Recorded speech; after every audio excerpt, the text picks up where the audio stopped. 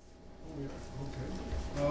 Good morning, everybody. It's a beautiful August 5th day. It's 8:33 a.m. I'd like to call, we have 3 meetings this morning. The first meeting is the Augsburg Bridge Authority Board meeting. I'd like to call that meeting to order. We have approval of minutes meeting from January 28, 2015. I'll move it. Second. Okay, second. Any questions or comments? Wade, anything else we need to discuss in this particular meeting, or this just? No, sir, this is a routine meeting with the next meeting day being January 2016.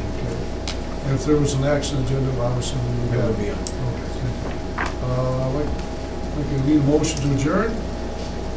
Approve minutes. Oh, I'm sorry, go ahead, I'm sorry. Clerk, call the roll, please. Thanks, man. You think On I'm minutes? hurry? Are we gonna call roll on? Yes. We're gonna do that all the time. Yeah, we have, every vote counts here. I want to make sure that it's clear, okay? I had mentioned earlier, I had kind of attended other board meetings, and one of the things they did, just after the back procedure, is raise the hand so everybody could see what they voted for. I don't know if you want to use that kind of, I just throw that out as a time saver. Want to try raising our hands? Doesn't make any difference to me, I'm just throwing it down as an alternative Mr. to Reagan. calling. Yes. Mr. Lamaccio? Yes. Mr. Waffler? Yes. And Mr. Barlow? Yes. Yes. I did for You go close to the other you. All right, proceed to whatever. You know what? Whatever you think is, oh, there's more. Morning. Good morning. Morning. We're having, no, we just concluded the Bridge Authority Board meeting. Okay, we're starting the second session here. All right, Wade, Next up, Mr. Chairman, be the Ogdensburg Border Station Incorporated. Okay. Pardon me, Mr. Chairman, What's that? we didn't have a motion to adjourn. Motion to adjourn. So moved. Second. All in favor? Aye. Let's call this the Augsburg Border Station Board meeting, it's August 5th. It's 8:35 a.m. Call that meeting to order. Approval of minutes held on January 28th, 2015. So moved. Second. Second. All in favor? Aye. Aye. Aye. What are we gonna do? We're finding our way here. We're finding our way. Next meeting is to you announce that, Wade? Yes, as needed. Okay, need a motion to adjourn? I'll second. Second. All in favor? Aye. Aye.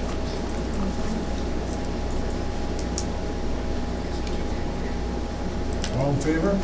Aye. Aye. Thank you. Took them off. It's adjourned. Coordinated board here. All right, I'll go back to my way. All right, here we go. Quick procedural note, if I could. One of the reasons for the need to have clarity of who's voting which way is with a reduced number at the, of board members right now, we need to have 4 board members voting the same direction. So therefore, it's important that for record-keeping purposes, we hear exactly what that is. That's right. Okay, that meeting is adjourned. Now we'll open our regular Augsburg Bridge Authority Board meeting. It's August 5th, 8:37 a.m. I call that meeting to order. I notice here we have a presentation. I don't see Mr. Jeanette here, so. We'll hold that over until next time, All Mr. right, Chairman. okay. Mr. Davis, have any letters of communication? There are several things under the board read file. The first of which is we received a letter of support for the airport project from the Ogdensburg Chamber of Commerce, and we sent a corresponding thank you letter because there was a Herculean effort on their part to get us that letter, and we certainly appreciate it. There's a letter to the editor regarding expanding the airport. There are articles in there regarding Bridge and Port Authority opening the bids and the low bids. We're also very pleased to have Carl Heastie, who's the Speaker of the New York State Senate, New York State Assembly, sorry, here with Addie Russell regarding opportunities here in New York. Another article about the bids. And that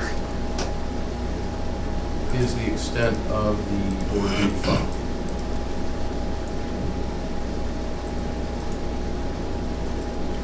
Okay, need the approval of board minutes held for the meetings July 9th and July 24th. I'll move. Second. Second. Any further questions or comments? All in favor of approval? Aye. Aye. You guys are doing good now.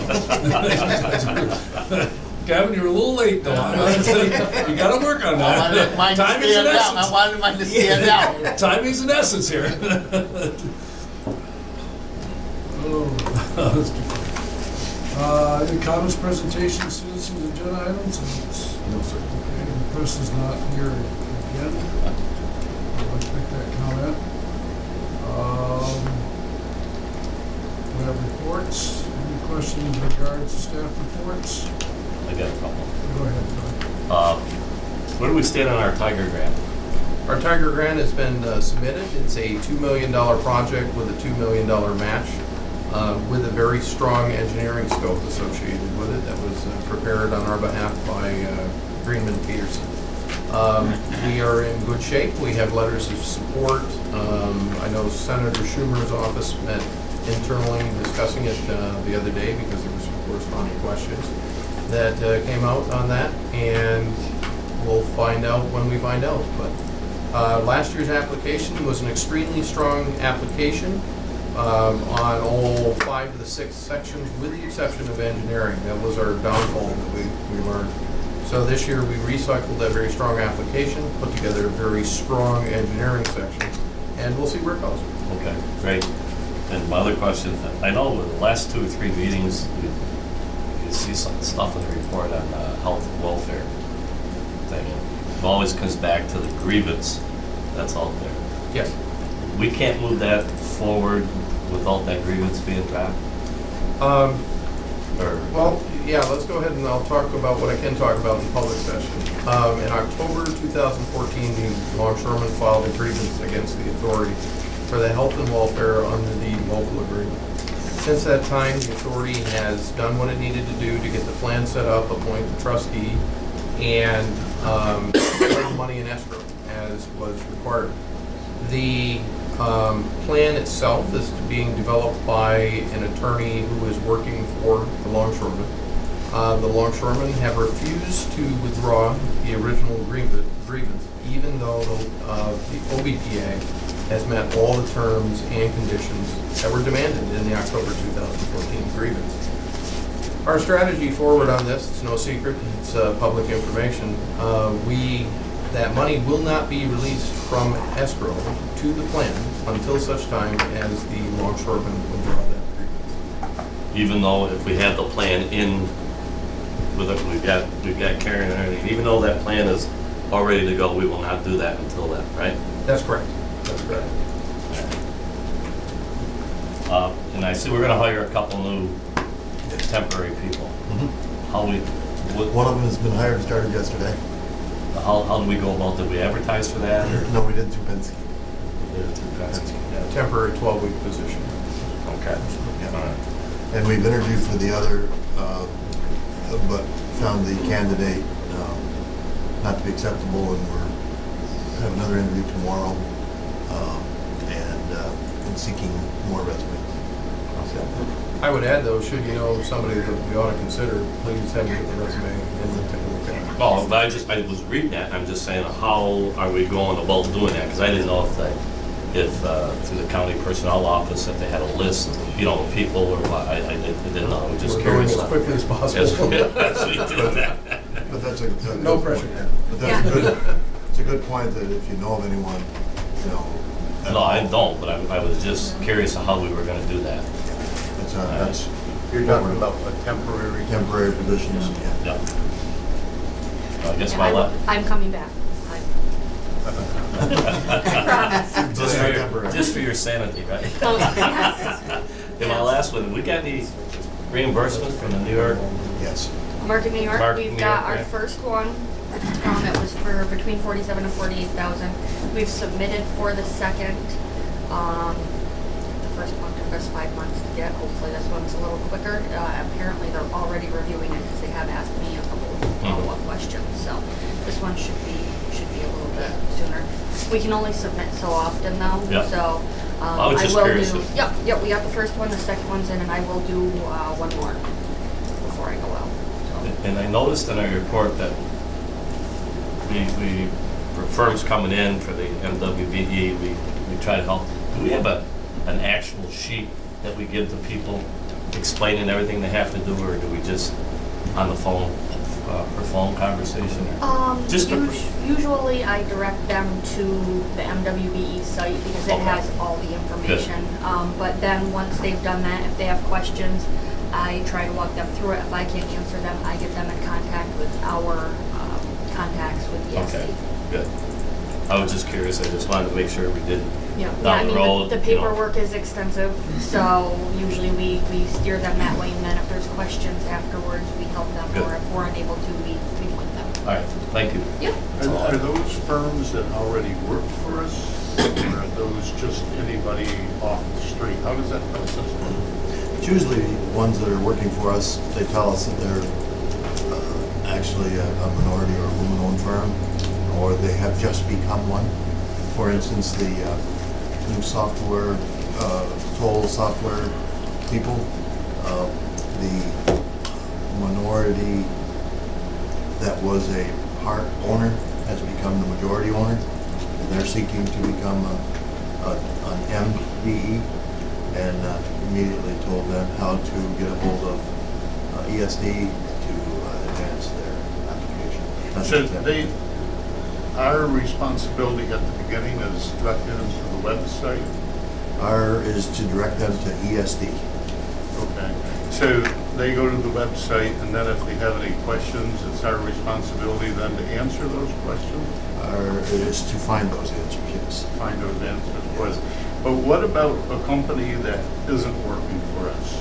Can anybody just come and say, I want to be your employee, or I want to work for you? How do I do this? Do we have the same responsibilities? Yes, We have the same responsibilities. yes. So if we give them the wrong answers, are we responsible for Yes. whatever occurs? Well, if we give them the wrong answers, we would feel responsible for the fact that we gave them the wrong answers, yes. But we aren't actually responsible.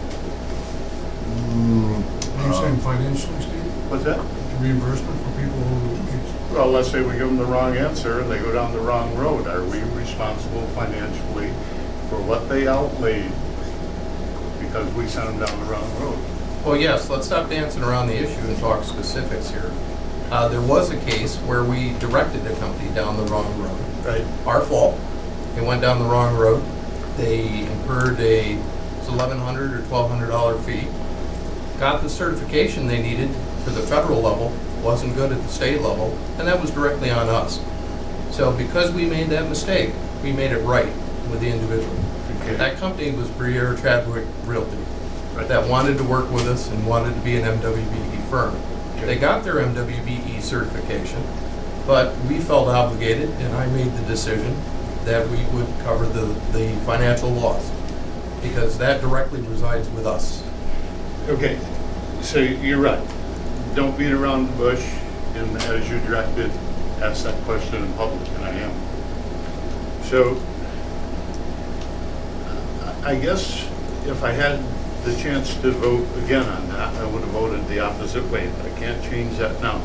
I'm worried that we set a precedent so that anytime we get a wrong answer, we're responsible for whatever costs are incurred in the future. And that's why I'm asking the question, and the reason I'm asking it here is not to put anybody on the spot, but to get it in public, that what is it we're going to do in the future? You know, we have to be very careful with our answers, what we're doing, how we're doing it, because we've set a precedent that we feel the responsibility to reimburse anybody who incurred losses because of the direction we gave them. And that's what I'm asking. Are we actually responsible for providing those answers to them, or only directing them to a certain place? In answer to that question, we will continue to do the right thing under our obligations until I'm directed to do otherwise. So what's the right thing? Well, the right thing on OBPA, we attend these meetings every single month, these webinars every month. We are responsible for developing, encouraging firms to become minority and women-owned certified. If they are truly a woman-owned firm or minority-owned firm, our responsibility is to do everything possible to help them become certified and so that when we expend funds, they count.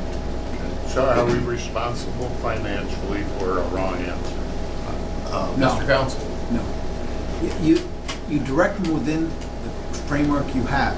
It is up to the applicant to fill out the application and provide the proof that they are who they say they are. All we can do is, we get the information we have, we direct them to this information, but they still have to fill out the paperwork. We don't fill out their paperwork. We don't qualify them. They become qualified when they submit it. Now, any mistakes they make in their application, I mean, we can direct them to the agency they've got to go to. And that's probably what we should be doing, and not going out of our way to try to help them fill out applications, because I don't think that's what we should be doing, because that's beyond what we can do. We can't certify the internal workings of any organization. I think Steve's asking the bigger picture. I mean, I know this issue here we're talking about. The bigger picture is, okay, whatever it is, you say dig a hole here, you should have dug a hole here, and you told them to dig a hole. Or do we pay for all our mistakes, whatever it might be when you advise? I think that's really a broad thing here, whatever. I mean, it's like, all of a sudden, you can't say anything to anybody? Is it that delicate? That you pay for everything you say? That's what... My understanding of this MWBE stuff, it No, can, not that. it can I'm change. talking about anything No, no. that you advise somebody to do. You can't go out, we're talking about what Steve's question is, don't go on beyond that. If we have a contract with somebody, the contract's specific. They do something wrong, we're not liable. If we ask them to dig and we show them the plans and they dig in the wrong spot, or they break a pipeline or something like that, well, the rules are, you're hired under the contract, here's your contract. It's up to them to go find out if there's buried pipes.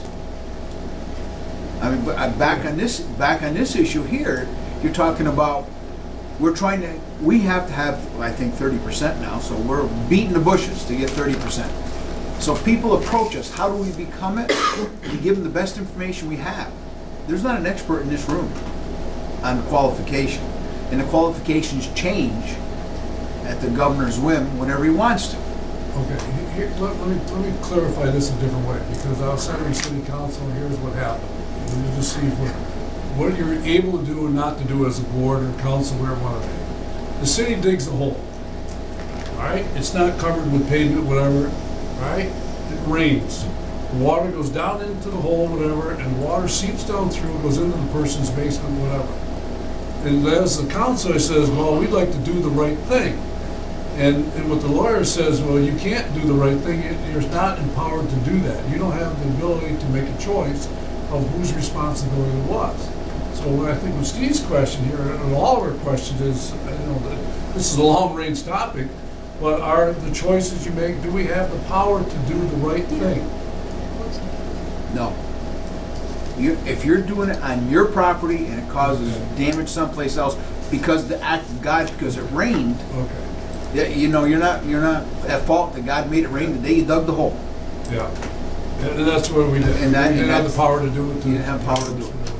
Now But this, if we dug that hole and we directed someone to drive down the road where we dug the hole, and we didn't and have. they drove into the hole, Then then that's different. And that's Right. what we did, I You- think, in this Well, case. let's You talk about create- that hole, you because create- we have this exact situation. We do. The signal pole was sunk into the sewer line.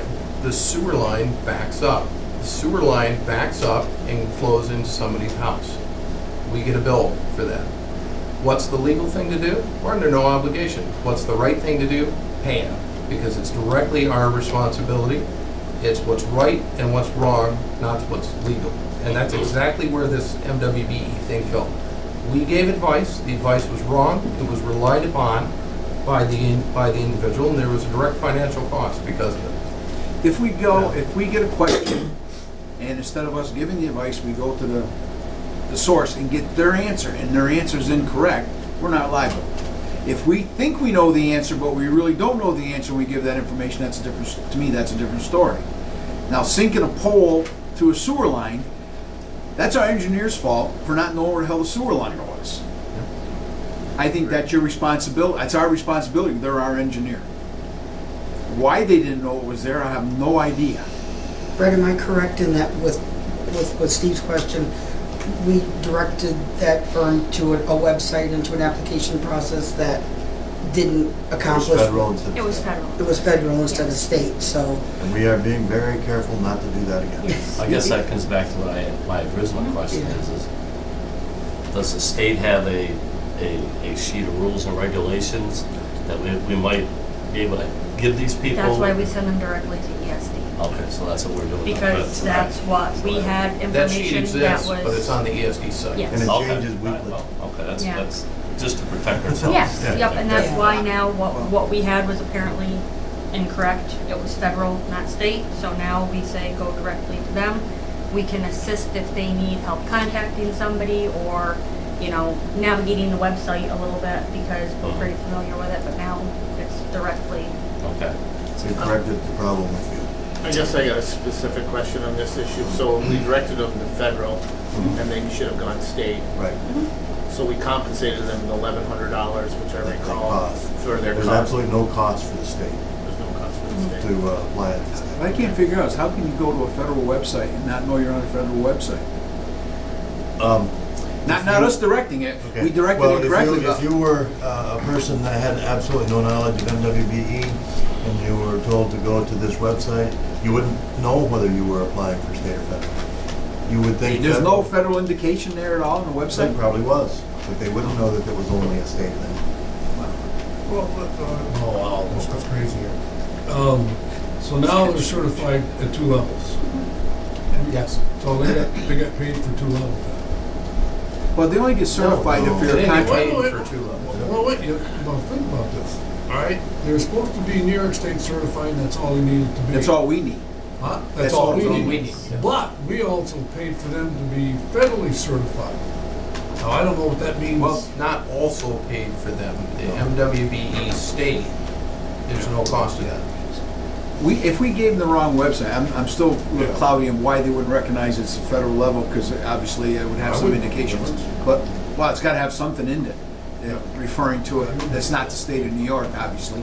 But, very few of the people we would deal with would ever come to us with regard to, and we would never help them become federally qualified, because there's no reason for it, because we don't, they haven't, the federal government doesn't have any qualifications upon us as far as doing that. And we don't know whether they were successful at the Yeah. federal level. Let me conclude this, whatever, because this has to do with the board and it has to do with our staff, whatever. I really felt that all the things that we've done here, okay, is try to do the right thing. I know with the Norwood property, over here with Felsco and the type of things, whatever, we try to do the right thing. Sometimes it may not look like the right thing, but our attitude has been trying to do the right thing. I think the board knows that, and they should feel that. That's what we've done here. Try to do the right thing, whatever. Sometimes it brings controversy, and there's a sleight of hand here, controversy, but I think we try to do the right thing. You know? Steve, you have any other things that you want to talk about? No, actually, I'm glad you brought it up. blow this up. Yeah, absolutely. I had asked this question before. I was directed to discuss it in public, and I am. Amen. And I don't have anything against the process, the people, what occurred. I even understand we should try to do the right thing. But, I don't think we should be given advice in positions where it's going to come back and bite us. Go way back, well, never mind, I don't want to But the light pole, I guess, kind of set me off too, because of all the engineering that occurred. We hired our own clerk of the works who basically cost us almost all of what our profit was, because we didn't do the road the way the engineer told us to, and we had to bring in all of this, and we were getting answers from people that aren't qualified, in my opinion. So if our office staff is faced with these type of questions where it's going to come back and cost us, I think that they shouldn't be given that advice. That's my opinion. So I'm done. I'm happy with it all the way it is. Well, I think it's, I'd love open discussion, because you have to find out how other people feel and what you're dealing with. One thing I wasn't aware of is now that it's, the state is apparently putting the burden upon us, not just give them the website, but help them navigate the website and answer get their questions answered if we can. Which, to me, is way beyond what we should be obligated to do, because it should be something to do with the people, but if the state's gonna force you to do it, you're stuck doing it. Is there a waiver form that we should present them, or no, what's our advice is, I don't know if you could have a waiver, depending on what the state's making the requirements. The state's setting the rules and regulations and the requirements of what we have to do, even though if you're a contractor and you want to be one, and you want to be a minority contractor, I have those discussions in my office with people that set up firms, husband and wife. I said, if you want to apply for minority status, the wife's got to be primary. Now, you guys got to argue out whether you not want your wife to be your boss, but that's the way it's got to be. And and tell them you got to go through the process. And it's a lengthy process. It's not just a piece of paper. They make you go through all the hoops. What I'm hearing from Fred is basically, if they come back and ask us a question because they don't know what that hoop really means, that we're obligated by the state to help them try to navigate that, try to get the answer to their question. I don't think we should be providing the answer unless we get confirmation of the answer from somebody else. And we, And then that's how you, Steve, I think it's how we stay out of the trouble of And all, that's exactly of owing my people what we point. do, yeah. yeah. Exactly my point. And I hope that we keep 100% records of all the conversations we have and all that stuff for each file. Just because if it comes up, you got something in the file that says, I had a conversation with so-and-so, and here's what we discussed, here's what I said, here's the question, here's the answer I got from the state, this is the answer I gave to the state. I know it's a lot of paperwork and a pain right in the butt, but you avoid having to do, quote, the right thing by doing the paperwork up front. In this case, we did. We had a documented trail that came all the way up through the chain. I signed off on the payment at the end. I still don't know about the light pole, how the hell it got put into a sewer, but I guess I have, I mean, and I appreciate all the conversations that we're having around that, but, I mean, correct me if I'm wrong. They applied for a federal one, and that's the only one that has a cost associated with it. Yes, that's correct. So basically, I don't think there ever will be an out-of-pocket cost to us if we make sure, because we're just need state, if we direct them to this state. So even if somebody gives them a wrong answer, I mean, it's about their application. And this isn't around the application. I mean, what I'm saying is, I didn't tell Steve there's something wrong in his application. This is, they went to a federal site and there was a cost associated with it. That's the only question. So if we direct them to a state and I tell Steve, geez, you were supposed to check that box and you didn't check that box, they're gonna reject his application and he applies again, but there's still no cost to him. well, they still have a certification of federal MWBE. Hey, I mean, what we did, and I appreciate what you said. DBE. And if I, correct me if you're wrong, Fred, I heard him say not sure that was completed. What if it was completed? Hey, it's a win-win for them. Now they're certified for federal and state, so we did the right thing. You know, I'd just like to make one comment on the light pole down there. And I agree that we should have made it right for Mrs. Sargent and whoever else is affected there. But I guess one of the things that really goes me, and it goes all the way back to when we had the original problem with the access road. It was engineered the wrong way, and we never went after the engineering firm, and we should have went after them. Sooner or later, you know, that pole there was engineered, had to be in the drawings, that's where that pole had to go. And I still stand by that we let these guys off too easy, and I don't think we should be doing that anymore. I think we should be going after when stuff like that happens. That's my That's why you have holdback in contracts. I don't know about engineering contract. You have contractor holdbacks. You can't fault the contractor for putting the pipe through the thing because he put it where somebody told him to put it. So you couldn't take his money and use it to offset it. But if there's money that's not paid to the engineer, and we know this problem, well, I don't know when the problem came up. If it comes up before you've expended all the money, you hold on to the money, because suing these guys, I'm gonna tell you a couple in executive session where you're gonna end up not liking the end result. But sometimes suing these guys, in their fine print in their contracts, you're limited to a certain amount, period. But when a guy stands right here and admits to us on camera in a public meeting that they made a mistake, they made a mistake. He said it right here. I think, wouldn't that be, enough ground to say, hey? There'd be enough grounds, I probably wouldn't have paid them a hell of a lot of money and let them sue me. Somebody. But that's an important decision that you mentioned. That also goes one step earlier. Now, one step earlier at this table, we made a decision to save money and do construction inspection with a specific inspector that was not affiliated with the engineering firm. We needed to do that at the time because we didn't have the money to adequately do the project. So, I mean, the overall learning from this experience is if you're gonna have construction inspection done, have it done by an engineering firm. Maybe not the same one that's doing the project, but make sure that you have that professional level, because in this case, we tried to save a dime and it cost us $1.50. Well, we tried to save about $70,000, I think, pretty close to that figure. And we paid for it. And we're still paying for it because the last meeting, the board approved it was about a $9,000 and change filling of a hole down there. Well, since then, it's been excavated, there's been some changes to it. We found out the water has undermined part of the road. There wasn't proper compaction on there. There was a car that was found buried there. And as a result, now there's some additional concrete and everything else has to be put in there. And to the tune, I think the recent number is about six grand. So, yeah, there's more to come on that.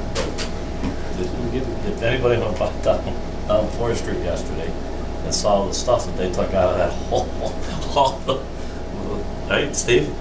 Oh my God, it was terrible if you looked at it. Everything but dirt. Oh, tire rims, everything. Huh? They go to the metal dumpster rather than. It was amazing. It It was we amazing. sell that? I watched some of those shows there where they dig up motorcycles and stuff like that. Nothing that we can do on the. No, this is not American Pickers. This is not American Pickers. I think we all realized back when we saw the first thing, how we're gonna get a road that's going across a piece of property that actually sinks because it's full of water, and they started digging out the stuff. You had a realization that the people of Ogdensburg, not only the 4th Street, but a lot of people of Ogdensburg used that as a dump facility for decades. And the city just overlooked it and didn't do it. And we took care of a lot of it by putting the road in. Interesting. All right, Well, it's interesting, but there's a lot of projects coming up in the very near future. So I think it's a small discussion turned into a big one. And I think we learned our lesson on that most of us were new. And that's what happens with the board. It turns over, and it'll probably be turned over again by the time all these projects get going. But I think it's really important that all of those things, as Wade said, are dealt with people who can give the answers. well, that's why I have open discussion here, to get all the facts and figures and feelings out, that you know exactly what they're doing. I mean, I go back to that road, I watched how they tried to build with the membranes and stack it, whatever. That was definitely the wrong way to do it, and I think the decision to put all the rock and fill in there, maybe Steve will disagree with it, with all that stuff, if you want it for a long-term road, that was the way to build it. All the fill went in there at the bottom. You think you're gonna hold water forever with the membrane, I don't, eventually it deteriorates, sinks, compacts, and do whatever, so. We paid a lot for a really good road, and we just didn't get it done I think we have to have those discussions all along. And I think, I like your point, Mr. Walford, about the engineer not really doing the right thing. All right, we have to move on. I want to ask the staff reports. Any highlights you want to throw at us, Steve? Anything going on that you want to share with us? Maybe just one thing on the acoustic monitoring on the bridge with Greenman Peterson. About a month and a half ago, we approved all of that. They're beginning that work today. They anticipate 3 weeks, and we're helping with traffic control and some work on that. But that'll be once that's installed, we'll be able to measure what's going on out there, and hopefully it's not a lot, but it'll be a big part as to knowing the condition of our main cables. And that's kind of been something that Wade and we've talked about, that we've kind of worked our finances to put a check mark there on the bridge, and also I think it's a cost savings thing in the future for the actual physical inspection of that will be more precise and more pointed when we do that, and that will save money in the end. But they're going to be having that probably, that should be up and running by mid-September. No, the bridge is in a static position, nothing's happening. We feel the downforce in the cables? Yeah. And you measure there, and then when 2 trucks cross? No, it'll be just measuring on what happens as far as physically to the strands of cable in there. It'll be listening for cable breaks or wire breaks, not cable breaks. So it sends vibrations up through the cables to see exactly? But in other words, if you're monitoring and nothing's coming back to you, that. But if you hear a ping every week or something like that, then you unplug it, see, so you don't hear it. Yeah. Turn the volume. It will locate all of those places, so we'll know on the cable where we're having issues. Maybe it's all coming from one spot, so that's the idea, is we focus on that area to do the inspection. Right, so you're not opening up places you don't Right. need to. I love this stuff. So in other words, I have a cable that's 30 feet long and the other side is 30 feet long. They should constantly be the same thing? And as they get longer or whatever, they have... Right, but if from one of those cables, just one of 64 or 144, whatever, it depends on the size of the cable, if one of those just wire strands just breaks either through corrosion or, hopefully, or whatever, that doesn't mean there's a huge failure. What it says is what's happening out there. So we're really getting a real-time feel of what's happening on the bridge. So if we had this instrument 50 years ago, we would know exactly what it is then, and now we know 50 years later, it is now this. So you're listening to something, So- and let's just say 40 years ago you did it and you didn't have anything. Well, that's a good thing. So, it's been measured. Well, this is the starting point then, right? Right, exactly. Yeah. But when I was talking to the engineer today, I said, well, how does that work into the past?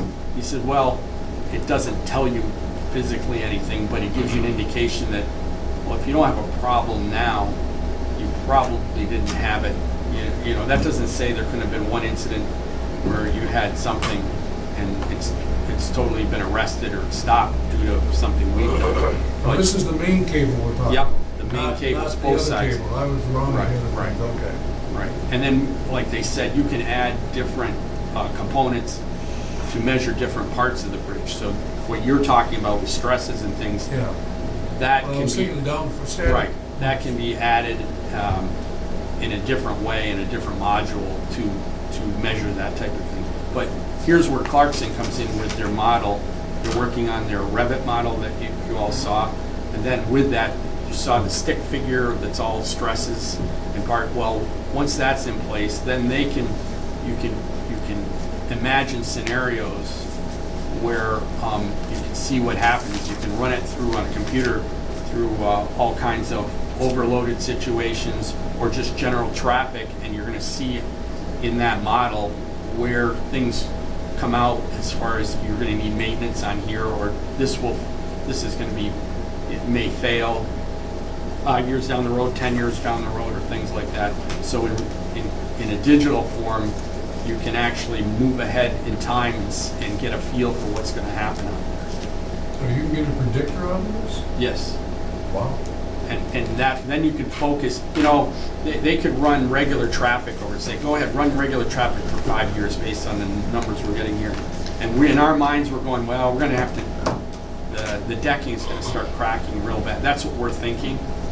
They may run and go, it's not gonna be that much worse than it is now. You know, it's kind of reached its resting state, and, well, we might otherwise have gone and replaced things.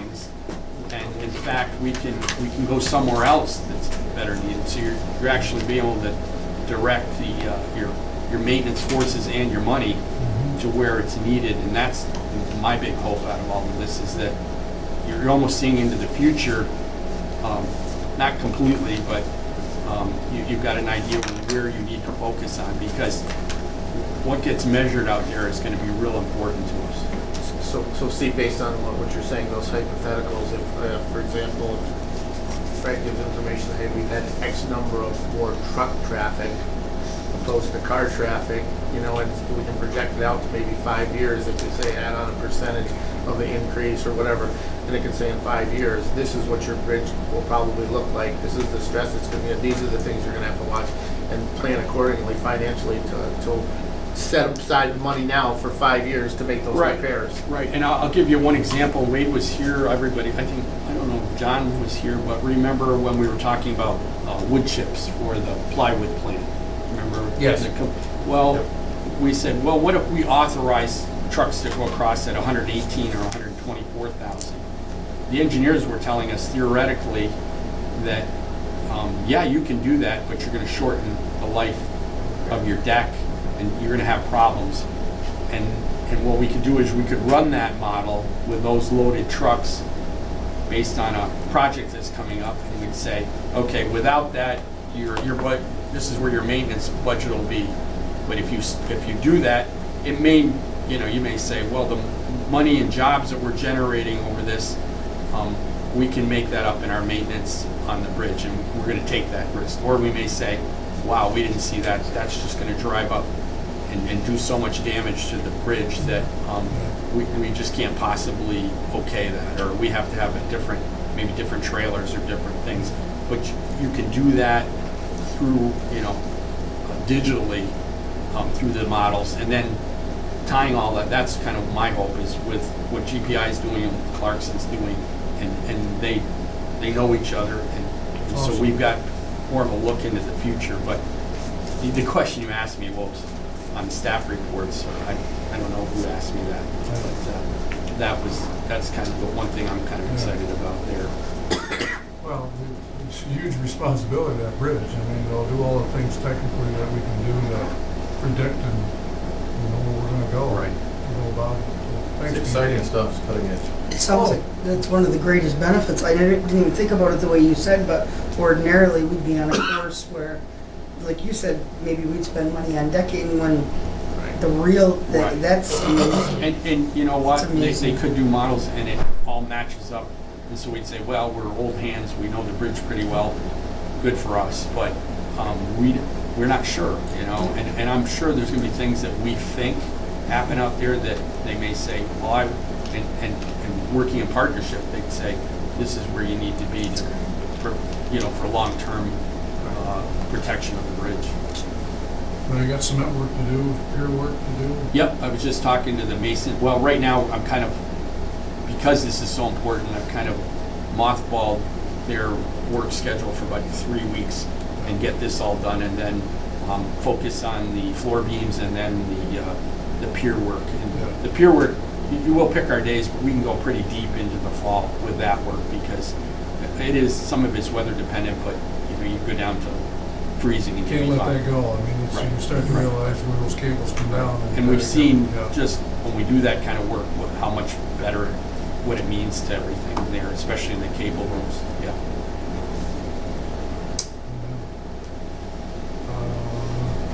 John Morrison, you want to give us a little highlight that you got to share with us? Good, I think a good month. We've had a lot of interest in some of the space in the park. A couple of them have had some activity on the board agenda for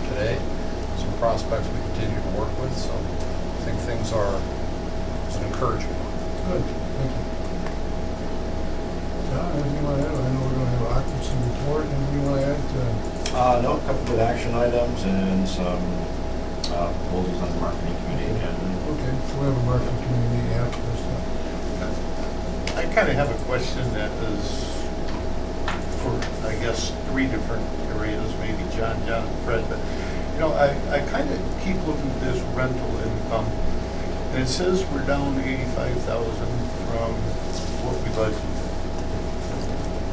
Our budgeted to our actual. And yet, we look at our buildings and our occupancy level other than building level, or building 11 wasn't occupied last year anyway, right? So there's one building that's less than 50% and the others are almost fully occupied. So I guess my question is how could we project that we were going to get 755,000? Were we assuming that building 11 was going to be full or something? I don't understand how that's working. I did a little analysis of that. 19,000 is because of bridge traffic, as it relates to a renter that we have at the bridge. Okay. Because of the direct, without that traffic, they're not getting the business, we get a percentage of their business. Duty free. Duty free. Last year, on the bridge side, we had Livingston. Livingston's gone. They left early, they paid us up front. That's about $5,000. In the industrial park, 18,600 is we're down 18,600 from the budgeted amount because the company that was there is the one we evicted. Okay. That's 18,600. In building 11, a renter left, and we are seeking to get the funds from them through Frank, and I don't know how, maybe Frank can fill us in on that, but that's, last year we collected, that's about 17,000.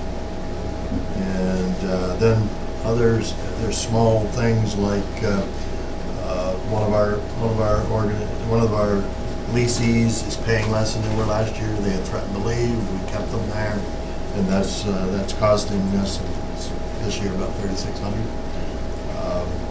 We have another organization that left that cost us 17,000, and that was they moved out of Med End, replaced them. But when Med End replaced them, they left that building, so that is vacant, and that's cost us 18,000. So what I have just, all the things that I've just said adds up to 66,000 of the 80. It's a combination of things like that, but we're beginning to get clients in to building 3 where corporate center left, but they haven't paid rent at that level yet, so we're missing those kind of funds from what we had. I'm a big believer in the facts too. Let's give them a copy of that so that way Okay. he has the same information we do. If I can get out of my chair. Make the poor pregnant woman get up again. So for the most of that, the most of that money really isn't an issue with our economic development program. It's just kind of what happened. Well, there's 2 things. Number one, our rates are down in the park. So rates that we would normally get $5, let's say, we're now getting 3 for new clients coming into the park, and you'll see that in today's agenda items. In addition to that, we've had some of the things that have happened. We've had a client close up shop and move to Pennsylvania. We've had, we've had some space swaps that have resulted in open space. On an occupancy side of things, we're actually pretty good. Right. We have pretty much only building 11 left available.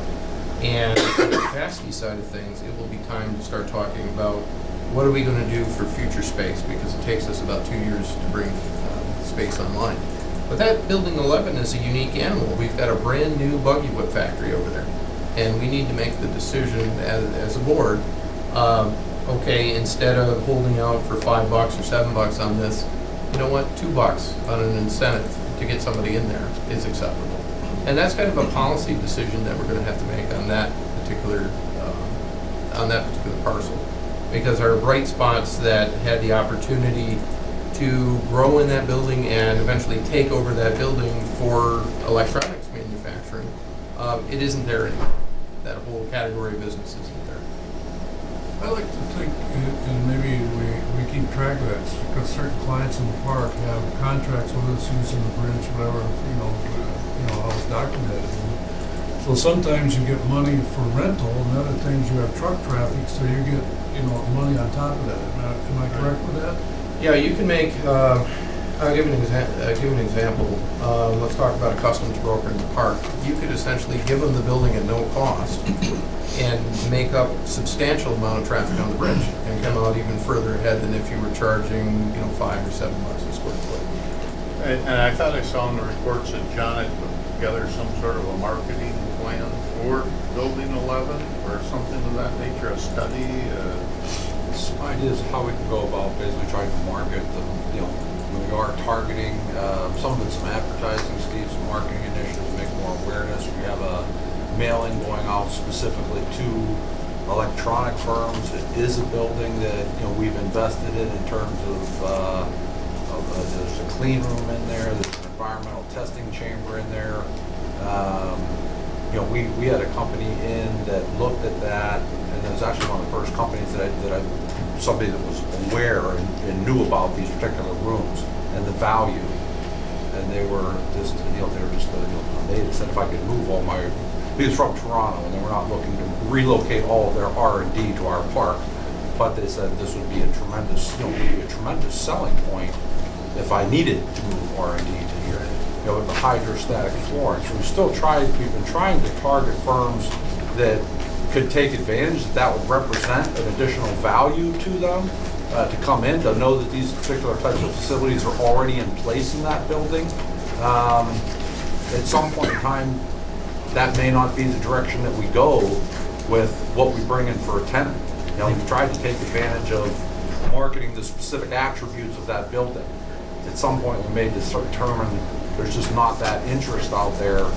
We're going to have to look at what we do with this building.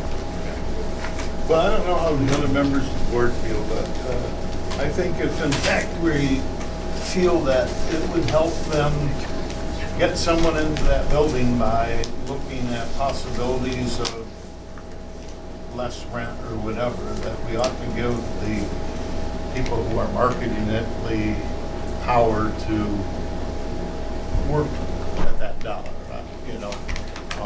They have that flexibility now They to have put that together a flexibility. deal and bring it forward for approval. So, for example, our last electronics manufacturer in here, we had 6 months free and a 3-year deal. Sure. To Okay. try and something. I think one of the things that you'll see when you've got this is that an occupancy report in August, which has included some things that weren't there in April, May, and June, shows up as negative for revenue, but it bodes well for the future. Building 11 is I believe our biggest challenge financially, because we were expecting getting money there because we had a contract with a company for 3 years. You budget for that. You budget to receive that revenue. So that's a financial challenge when it's budgeted to receive and the company's gone. And the duty free, we had expected less income from them because I lowered that revenue with the same amount that we lowered the bridge traffic, but the bridge traffic has been, much less than we budgeted. Looking for a sense of the word there.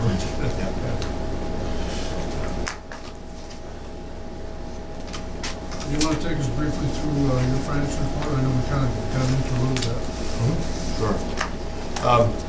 So the first one is the financial report, and again, these were just done.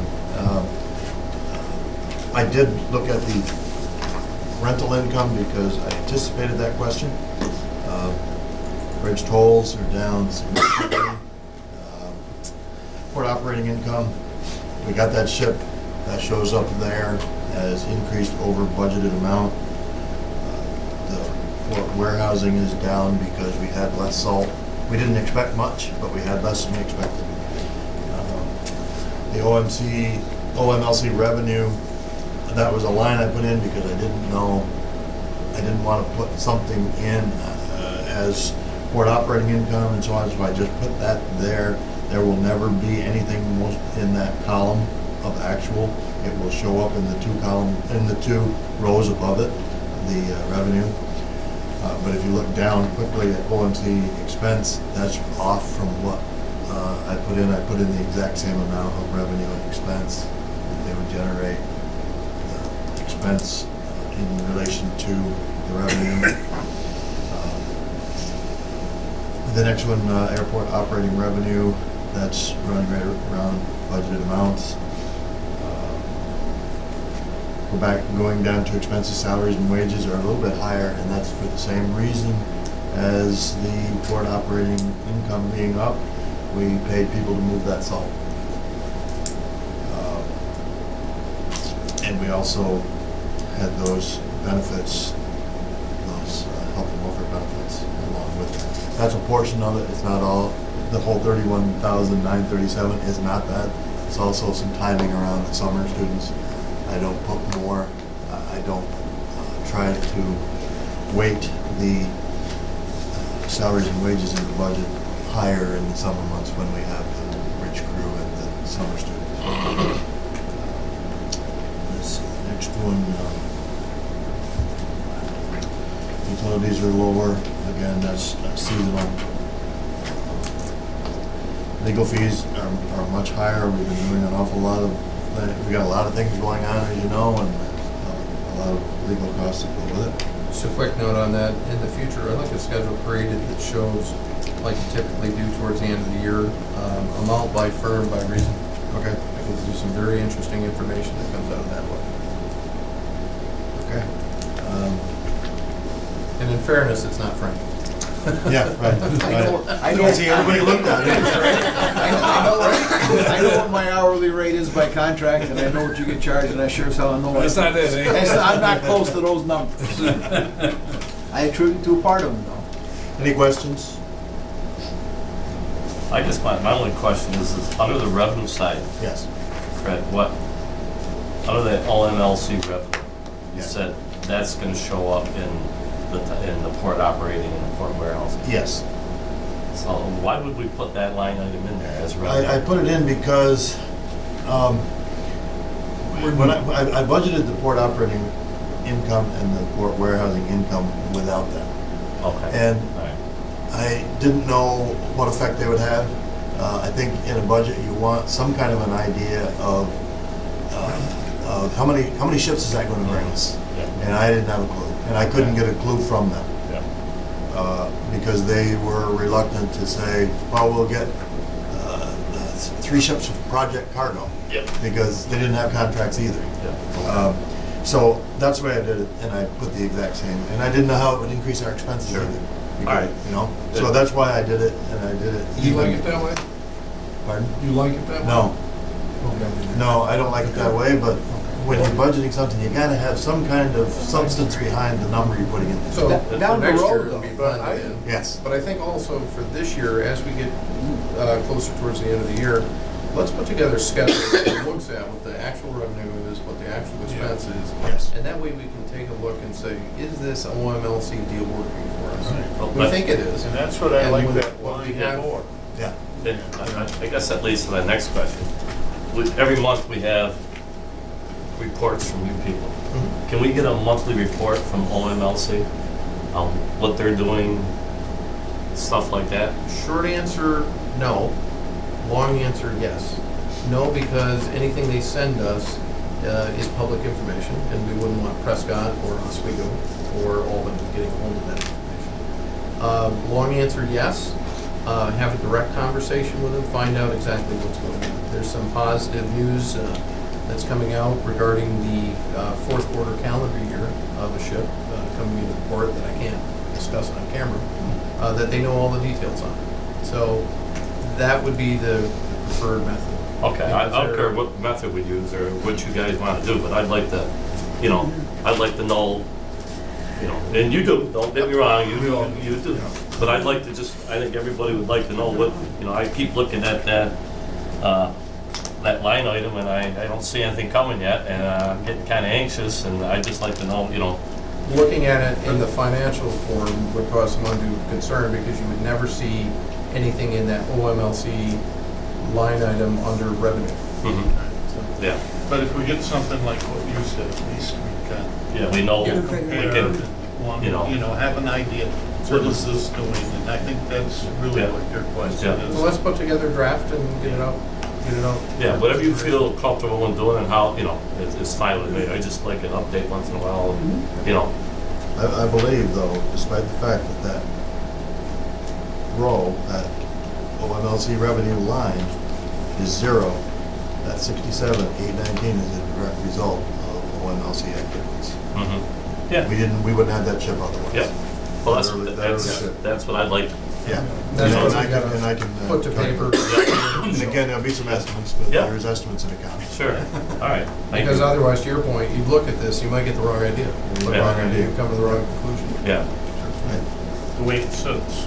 Yes. Yes. Because actually in that OMLC expense line, when I was putting that together, I put in the additional costs of longshoremen.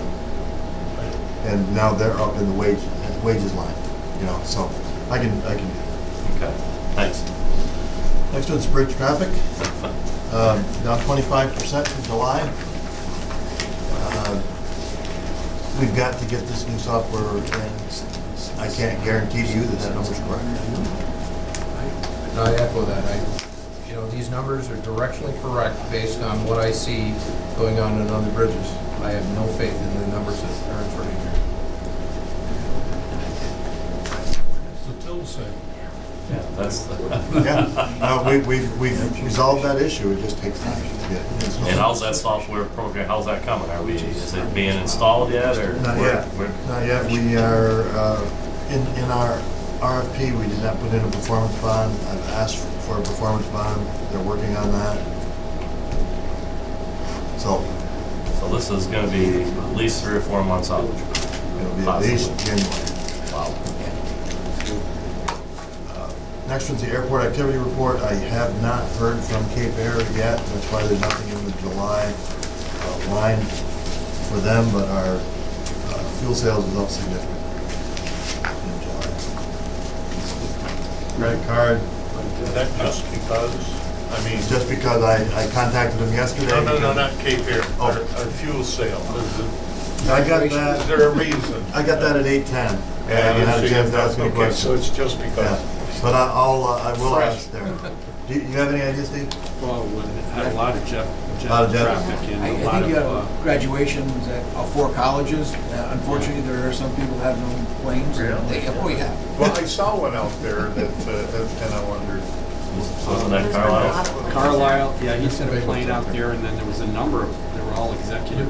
We've been hitting a lot of that. And then there was a couple for across the river, it's much easier to come in here. And Okay. and Corning was in here, there was Well, another. it's such a significant. Yes. Yeah. I'll do it with Jet A, so it is Our Jet. pricing is good. Well, you know, if That's- Our pricing has been real good. We've Yes. been drawing even off of other airports because we've got a good pricing policy. But if you got to fuel up in your Canadian plane going north and you can get the fuel here cheaper, you know it's going to be across. So you fill up here, and you may stop at Ottawa, and then you aren't going to burn a lot of that fuel off getting to Right. Ottawa. I got a quick question on on the bridge traffic. It said all other crossings, that 18, down 18%. Yeah. Is that our truck traffic? Yes. Wow.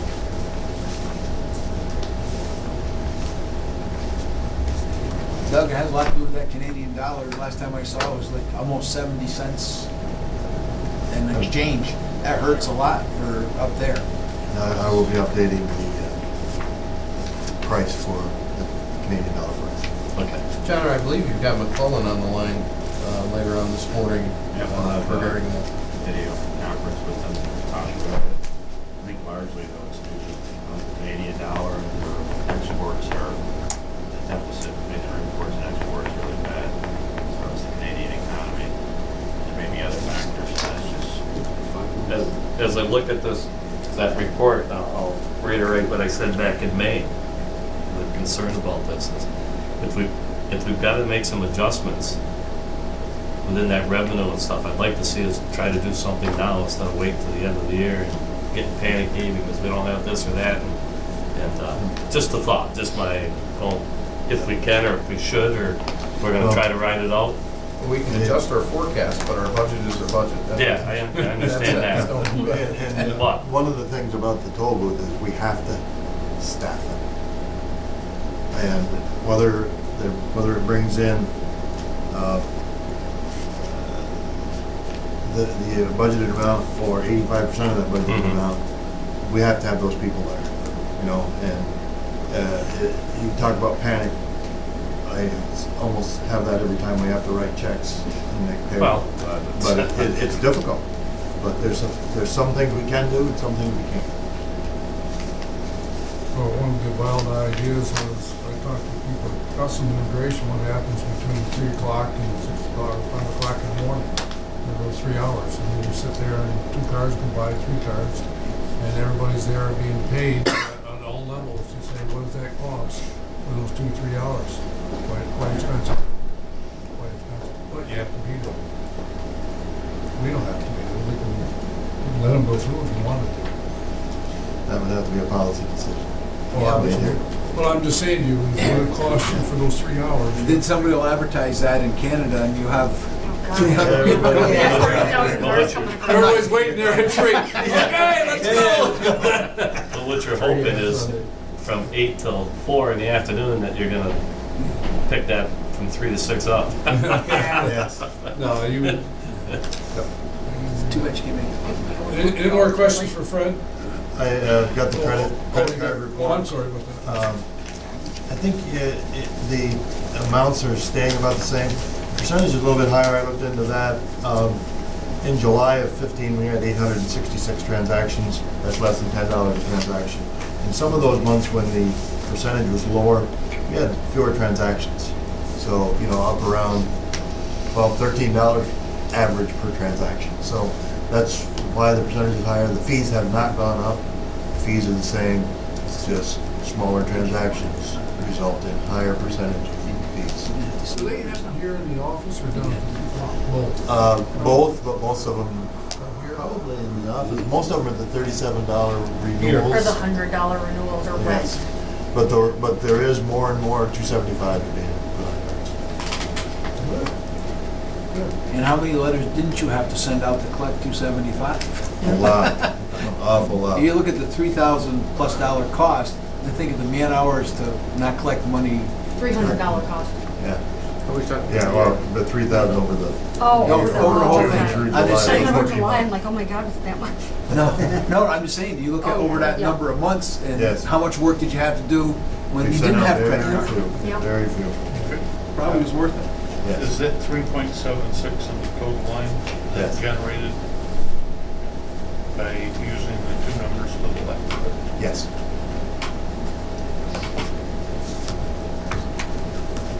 Any other questions? Okay, building occupancy market report. Commerce Park, we're around 68%. I think it's similar to last month. We have a couple new tenants coming out of the line September 1st, and another one we're working on for probably October, November timeframe. This building's full, ports, depending how you look at it, it's around 80% occupied. The airport's around 63% occupied. The theaters are full, terminal's full, and we're marketing the main hangar and trying some different approaches to that. So,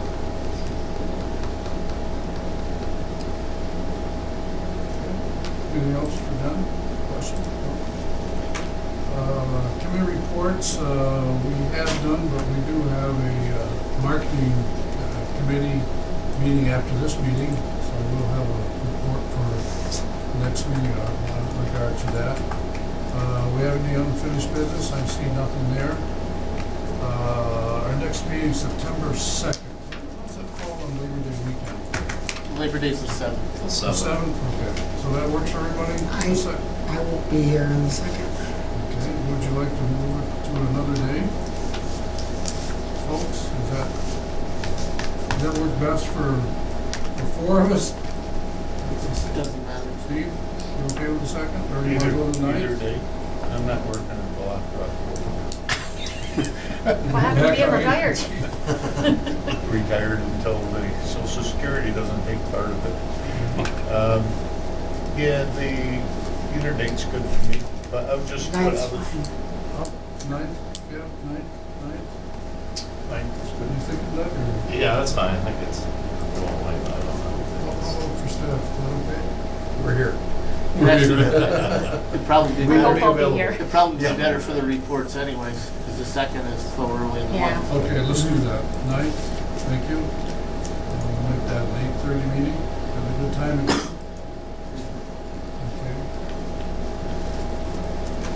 Wade, you said there's maybe a need for facilities meeting shortly?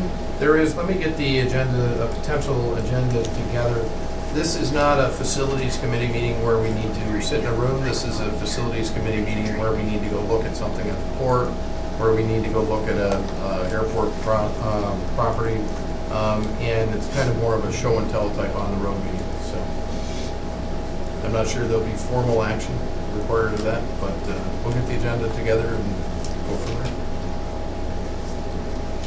You know, it's sometime, just to piggyback on that is, personally, I'd like to go through with the Felsco, go through the new building at Anson, just, you know, and Maxim, just take a look at, I wonder if sometime we couldn't get, if other board members are interested, just to take a, you know, a walk through or a ride through, whatever. We can set Just that to- up. I think it'd be interesting, I'd like to see that, you know, to see what's, Maxim has an open house, and I made sure everybody was invited and involved in it. when's that gonna be, Jeff? I don't know that they have a date yet. Oh, okay. It's coming up shortly. though. Okay, good, And, that's good, thank you. And then the Felsco will be too, I'm not sure what their. Okay, timeframe is. that's fine then, Yeah. as long as, you know.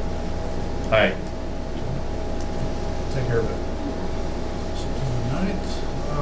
Business items, Wade? Business items, light agenda today as far as business items go. Let's go ahead and jump right in with Calendars America. This is for 180 square feet of space in room 209 here in the Bridge Building. At the rates, terms, and conditions you see before you for the period September 1st, 2015 through August 31st, 2017. I haven't heard back from Judith Gallery yet, and so I recommend approval of it. We have to negotiate, modify it, I can just bring it back. I'll move it. Second. Any further questions, comments? Clerk call the roll. Mr. Maciek? Yes. Mr. Lockwood? Yes. Ms. Breen? Yes. Mr. Barlow? Yes. Mr. Reagan? Yes. The second item is agenda item A2. With use permits, generally, if there's something we've done before, I'll just go ahead and approve them, but the understanding is if it's something new, it comes before the board. This is for a kickball tournament with Lisbon Central School. We haven't had one of those before, so therefore it's before you today. Are we competing with Lisbon Central School there? Curious why they wanna use ours, they got enough fields down there and stuff, I'm just Do curious. they have a why. tournament or something? It's a one-day, it's a fundraising for a trip to Washington for class. They're gonna, I think it's an outside, I don't think it's necessarily for students, I think it's an actual tournament. That's the new thing. they're covered with insurance on that. Yes. Yes. I think it's nice that we can help other communities other than the local board itself. If you've ever been involved in some of those high school trips, those kids work real hard to raise the money to go because nobody hands it to them. No. The school does not hand it to them. Any motion? I move, I'll second. Second move. Further question, comments? Clerk call the roll. Mr. Lockwood? Yes. Ms. Breen? Yes. Mr. Barlow? yes. Mr. Reagan? Yes. Mr. Maciek? Passes, yes.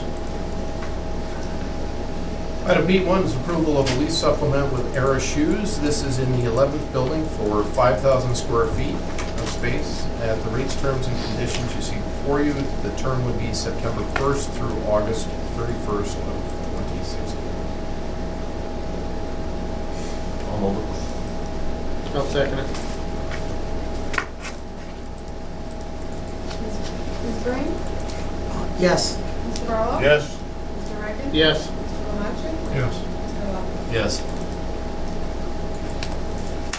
You didn't allow me for any questions or comments. You I just- am so sorry. You're moving me here. Oh, thank you. Next item would be B2, approval of agreement with Place Dynamics. John, do you want to take this one? Sure, this is a new marketing initiative where we went out to RFP to solicit firms to develop white papers to basically make a competitive case for why certain types of industry should be in Ogdensburg. The industry sectors we chose were wood products, water-intensive businesses, because the city has a surplus water supply, good quality water supply, and also to develop a white paper that we can use to market to Canadian businesses that have to meet new Buy America requirements. We received 3 proposals. We evaluated all those, interviewed all 3 firms, checked their references, and we're recommending a company called Place Dynamics out of Wisconsin. They had the best experience. I have copies of their proposals here, but very extensive experience in the field of economic development, business attraction, marketing. They'll do 2 visits to Ogdensburg to interview economic developers, business leaders. And they had the best proposal for putting the papers together and then also marketing those papers and guaranteeing us 12 prospects for each of the 3 targeted industries that we're working on. They've also agreed to hire a New York State certified MWBE firm for 30% of the project cost to provide us proof of those payments. And we contacted their references and we got a good response from them for it. The cost is $30,000 and will be completed, I believe it's a 3 to 6 month time frame. And this, Doug, is to, to expand our efforts. So, 2/3 of this will be U.S. firms, so it's going to give us more of a broader market reach into the U.S. with some in Canada as well. Good. I like this idea. I think back to when we put the RFPs up for our yogurt plant, we got some other, some other inquiries in different areas, so, hopefully this will turn out the same way. So I think we pushed in the last marketing committee meeting to let's do something different. And I don't know that the number of dollars, 30,000, still fits into that budget.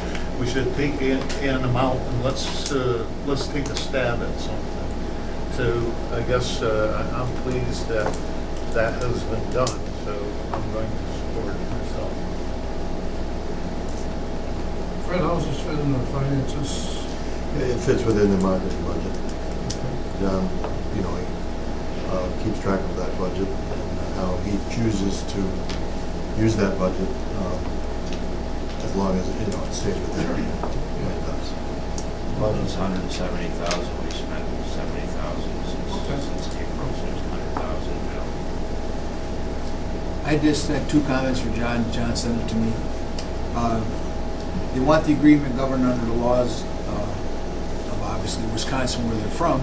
I can go along with that as long as they change the paragraph on mediation to be in New York State. You don't want to have to mediate. If there's a dispute on a contract for $30,000, you don't want to send the whole crew out there to have an arbitration or a mediation session in the state of Wisconsin. And the other thing is there's typographical error under Article 9 where they say in words $3 million worth of coverage, excess liability, but in numerical parts it's only got $2 million. So it's small potatoes, but we've been involved in litigation. It's a lot easier to do mediation in your backyard than it is to do mediation across country. And I don't think they're worried about mediation. I don't think you're going to be worried about it yourself, so I'm probably going to agree to it hands down. Yeah, that was a draft, and thanks for reviewing it. We'll make those changes before we work this away for signature. I mean, I'd prefer it all handled in New York State. I don't know if they'd agree to it, personally. Thanks for the motion.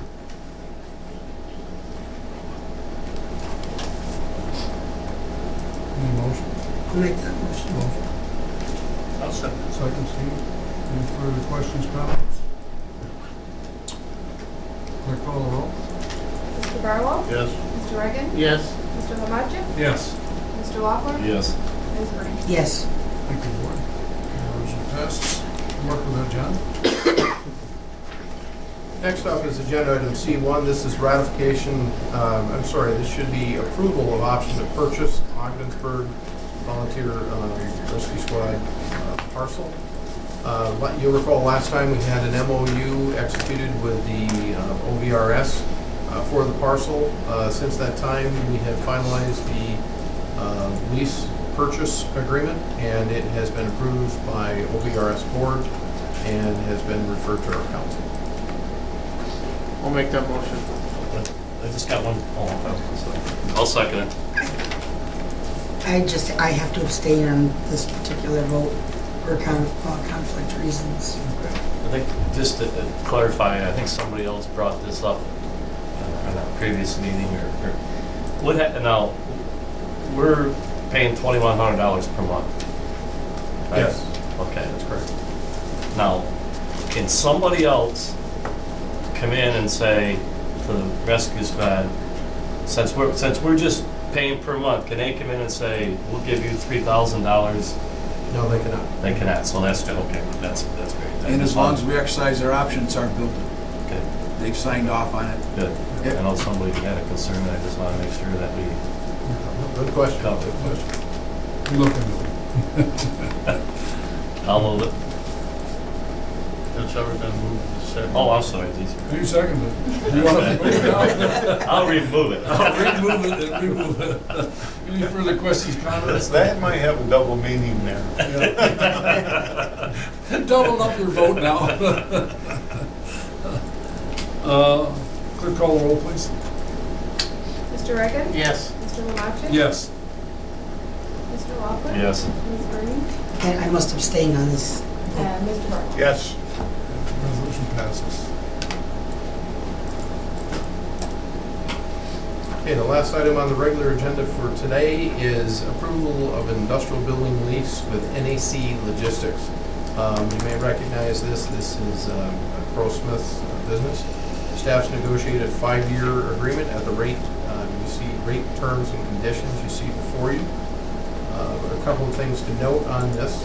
The first 3 months' rent will be free to allow for relocation time to help out with cash flow issues. Utilities will be prorated. Insurance requirements are also required. And there are a couple of minor improvements to the space. Anything else for full disclosure on this, gentlemen?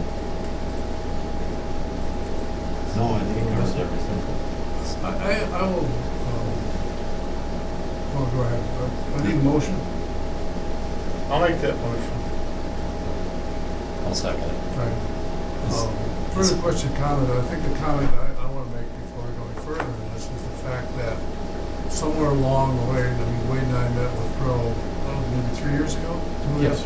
About 3 years ago. So sometimes you look at something as being committed to your clients and talking to people, whatever, I mean, so this is just something just for the marketing people to understand exactly what they deal with, clients and contacts they have. Sometimes it takes a while to nurture things and the relationships and being available to do things at the right time, the right way. And I think this is one of those occasions that, and I think John Morrison, to move this along, we communicated, and John, whatever, proceeded very nicely, putting this package together.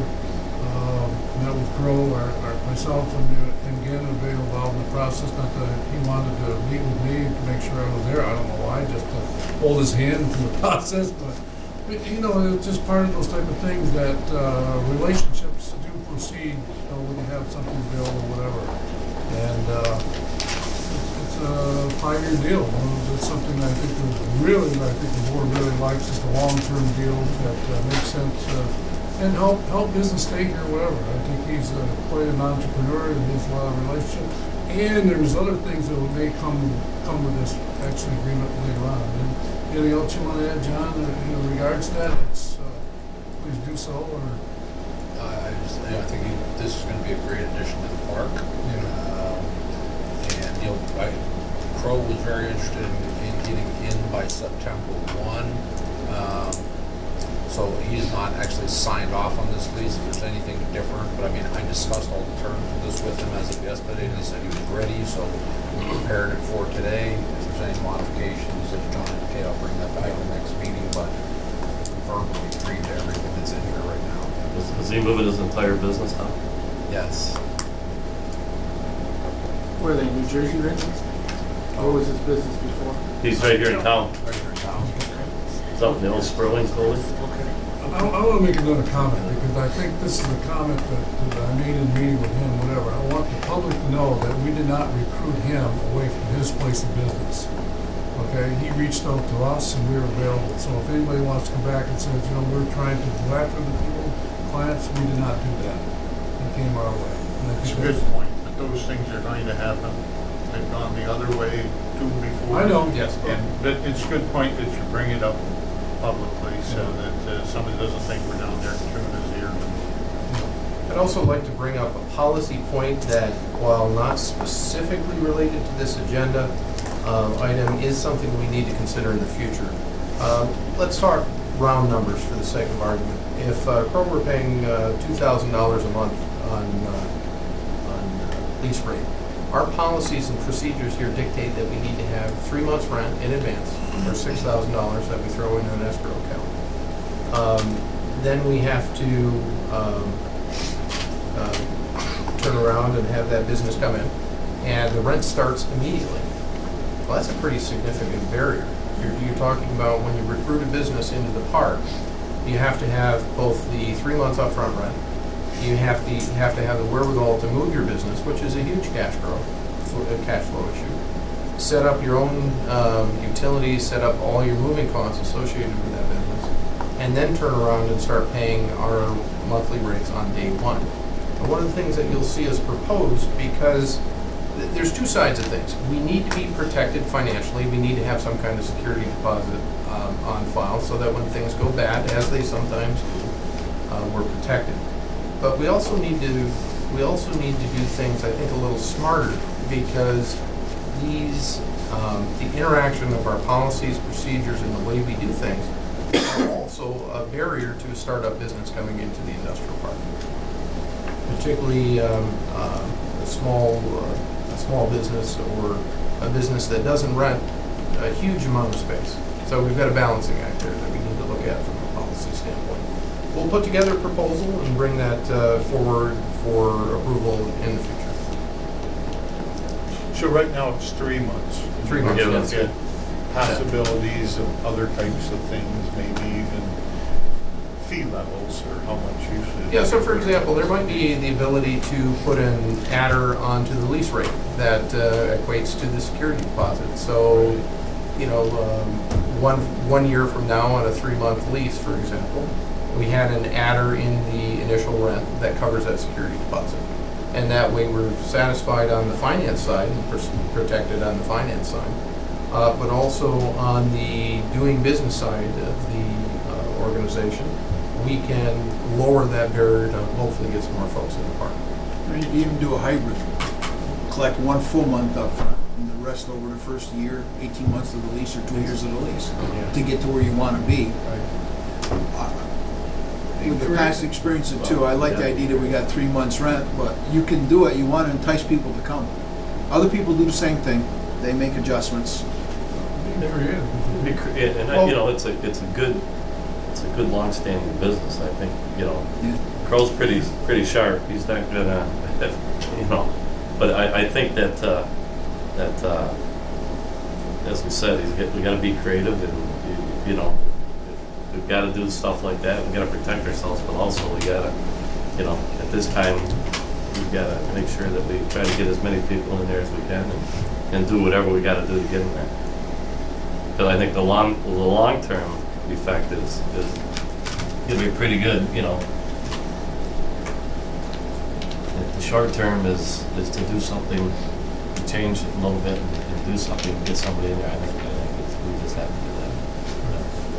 So I think just kind of framing it up, I think we need to put together a comprehensive industrial park incentive policy. And we'll bring something forward along those lines. I think it's a good idea. And you can help people who are marketing those buildings too.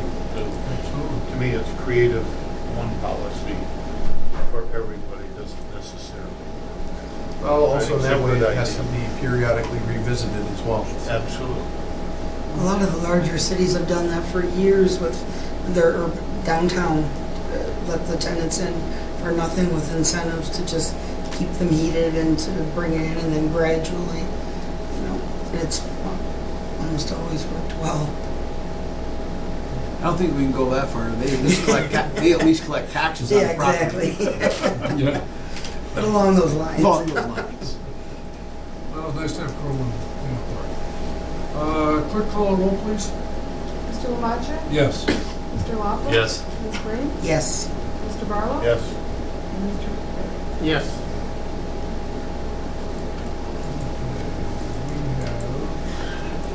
Mr. Chairman, that concludes the regular business items on the agenda. There is a need for an executive session relating to matters involving real property. So we adjourn this meeting, go into executive session, there's no need to come back to this meeting, or we have to. We'll just have to come back to this meeting and close it out. Close it out, okay. Need a motion to go into executive session, I'll make that. Second. All in favor? Aye. Aye. Aye.